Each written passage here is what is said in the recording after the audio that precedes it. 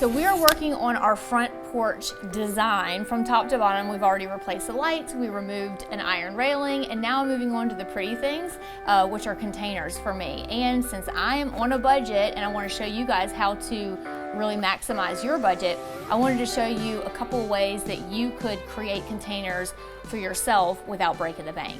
I actually went to Target and found these tubs. These are in the Playfort line there at Target, and they have a really great visual texture. You can see the little lines here on the side, the little ribbing, and once you plant something in them and they cover the sides in these rope handles on the sides, you won't even be able to tell that it is kind of more of a play bucket.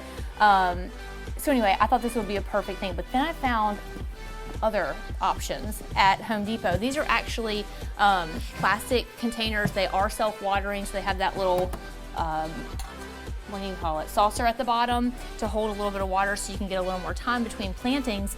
But to make them really top notch, what I'm going to do is to spray them with copper spray paint. You can take any plastic container and do that with. I would have done it with these as well, but when I compared the two on the front porch, I just like these a little better.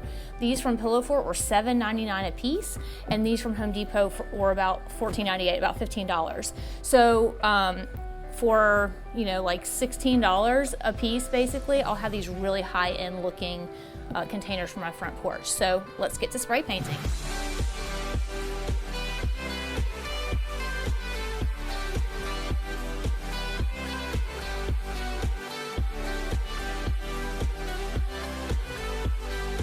Okay, so we're finished spraying this entire container, and look how it really looks like real copper in a much more expensive container than it really is, with just a can of spray paint, which, by the way, this is Bright Coat Copper by Rust-Oleum. It's got the regular spray paint nozzle on it. It's just the one that I like the best. It looks the most like true copper to me. A couple more tips. Make sure that you are putting on several thin coats of spray paint and not just one thick coat, because it will drip and it will not give you the look that you're going for. You can see we've got a really nice smooth even coat here, and that's because we've done several thin layers. Let it dry in between and then do your next layer. The other tip is to, on the inside of your container, make sure that you spray about 3 or 4 inches down so that it looks like it's that same metallic inside. You don't want to give away the secret that it's not really metal.